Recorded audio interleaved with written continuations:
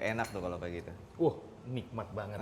Ya, dalam kondisi seperti ini nyantai, kemudian ngopi, apalagi kopinya kopi khas Indonesia. Terus gitu kan. ngebicarain pengadaan lagi Wah, gitu ini ya. artinya menyeimbangkan antara yang berat-berat dengan yang ringan-ringan gitu. Oke lah, boleh. Dan tidak boleh, jangan sampai hidup kita itu menjadi pahit seperti kopi. Di dalam kepahitan ada yang bisa dinikmati. Alhamdulillah. Gitu kan? Oke, sekarang kita ngomongin apa lagi nih? Kita ngomongin lagi ya. Jadi kita berikan salam dulu nih kepada siap. rekan-rekan. Siap. Kita salam Indonesian ya.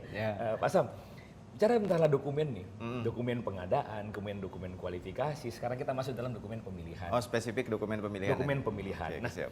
Dokumen pemilihan tadi ini kan menurut video kita yang sebelumnya itu kan adalah dokumen yang menjadi dasar bagi penyedia atau supplier untuk memasukkan penawaran ngebid gitu. ya. Nah, isi daripada dokumen pemilihan ini apa saja sih? Karena ini adalah gambaran dari apa yang kita butuhkan, maka mestinya struktur di dalam dokumen pemilihan itu harus memenuhi seluruh apa yang akan kita. Ini prinsip transparan.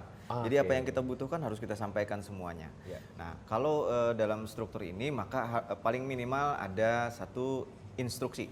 Instruksi untuk apa? Emang ini prajurit harus ini instruksi ini artinya segala gambaran bahwa nanti kalau supplier akan berminat untuk paket kita, itu mereka harus memenuhi syarat-syarat seperti ini. Berarti bisa dikatakan ini adalah instruksi kepada peserta, tapi tidak hanya kepada supplier tadi. Iya, juga termasuk karena kalau kita menginstruksikan orang, tentu kita juga harus memberitahukan bahwa kita itu akan ngasih apa ke mereka. Oh iya, Nah, jadi harus balance. Jadi namanya peserta itu adalah seluruh pihak yang nanti akan terlibat dalam proses ini. Dari mulai pemilihan sampai dengan serah terima. Berarti instruksi ini menginstruksikan peserta, juga menginstruksikan penyelenggara. Nah, ini yang pertama ya. Iya, ini yang pertama. IKP berarti ya. Kalau bahasa publiknya IKP. Bahasa publiknya IKP. Kalau di dalam private sih macam-macam sebutannya. Ada introduction, ada syarat-syarat dan segala macam. Ya. Nah, kemudian setelah kita melewati instruksi kepada peserta, dokumen apa lagi di dalam? Setelah itu, kemudian biasanya dalam instruksi itu ada link ya, link yang misalkan kalau nanti penyedia menyampaikan penawaran, penyedia harus memenuhi syarat-syarat sebagaimana tertuang. Jadi IKP itu hanya menjelaskan tentang instruksi-instruksi saja. Tapi detailnya daripada instruksi data. Iya, datanya untuk memenuhi instruksi itu dalam dokumen lain. Nah, ini yang kemudian kalau di publik namanya lembar data pemilihan. Lembar data pemilihan. Atau sering disebut dengan LDP lah. LDP. Jadi LDP adalah lembar data pemilihan yang berisi data-data apa saja yang nanti harus dipenuhi oleh supplier, oleh calon penawar ini dalam rangka menyampaikan penawaran. Jadi ada yang bersifat umumnya di LDP ini yang bersifat teknis umumnya bersifat teknis. Karena yang bersifat administratif sudah termaktub di dalam instruksi tadi. IKP tadi. Tapi yang secara teknis nanti masuk dalam LDP. Nah, kemudian lagi kalau kita bicara tentang masalah IKP dan LDP, ini kan mungkin saja ada beberapa formulir-formulir yang harus diisi kan? Iya. Apakah ada contoh-contoh dokumen? Ada contoh-contoh dokumen. Jadi ini juga yang menawar ini kan supplier yang menawar belum tentu mengetahui budaya organisasi kita. Betul. Seperti yang digambarkan tadi kan? Di modul yang yang lalu. Nah, kita juga harus memberikan panduan agar mereka tidak kemudian akhirnya tidak memenuhi syarat karena syarat-syarat yang sifatnya administratif tidak substansi gitu kan. Padahal penawaran mereka adalah penawaran terbaik. Nah, sehingga kita bisa menyampaikan bentuk dokumen penawaran itu yang seperti ini. Menjadi guidance menjadi acuan bagi mereka untuk memasukkan penawaran. Betul. Jadi tidak lagi berdasarkan tafsiran masing-masing. Iya, bentuk kontrak sudah harus disepakati. Nah, itu tadi masalah bentuk kontrak. Berarti di dalam dokumen ini, dokumen pemilihan, sudah ada dong yang namanya rancangan kontrak. Oh, sudah ada. Nah, ada dokumen apa saja? Ada dokumen ini ya. Ini nanti disebut dengan syarat-syarat umum kontrak. Syarat-syarat umum kontrak. Ini sebenarnya kalaupun ini tidak di private ini sepertinya sudah tidak terlalu penting ya. Bukan tidak terlalu penting di input ini, tapi mereka private sudah paham betul.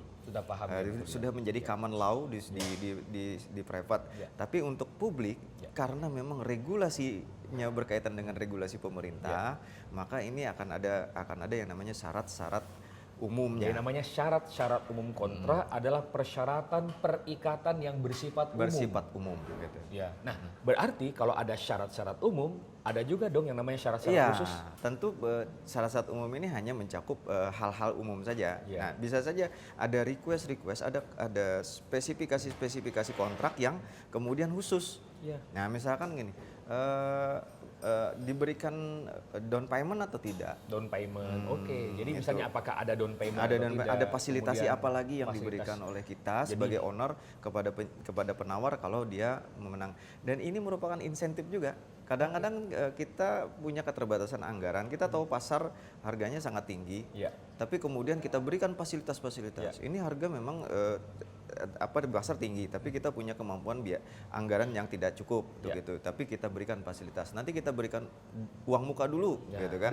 Dari fasilitas yang diberikan, yang sudah di state atau disampaikan sejak awal pada saat proses pemilihan, ini akan mempengaruhi niat mereka dan harga penawaran mereka. Betul. Jadi ada menggugah ketertarikan mereka. Ingat tadi sekali lagi dalam menyusun dokumen pemilihan kita mencoba memilih penyedia yang mempunyai motivasi dan kemudian kapabilitas. Jangan sampai kita milih penyedia yang motivasinya saja tinggi tapi kapabilitas rendah.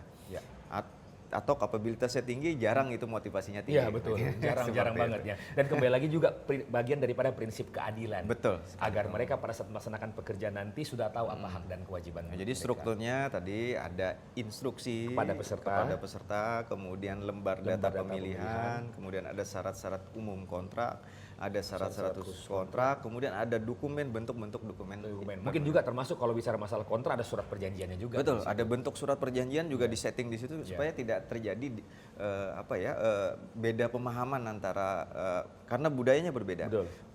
Penawar atau supplier itu budayanya budaya private. Nah, kembali lagi tadi di video kita di video kita sebelumnya ya, itu kan ada namanya penilaian kualifikasi. Betul. Mungkin untuk dokumen-dokumen tertentu, formulir-formulir kualifikasi yang kita sampaikan di video sebelumnya juga dapat menjadi bagian dari dokumen pemilihan. Dapat menjadi bagian, tapi ini tergantung metodenya. Oke. Tergantung metodenya. Apakah ini akan nanti bersifat kita mengevaluasi kualifikasinya tadi duluan? Nah, kalau duluan berarti dokumen pemilihannya tidak mencakup itu. Betul. Tapi kalau kualifikasinya belakangan, maka dokumen pemilihan akan bergabung dengan dokumen kualifikasi. Inilah yang disebut dengan prakualifikasi dan pasca kualifikasi.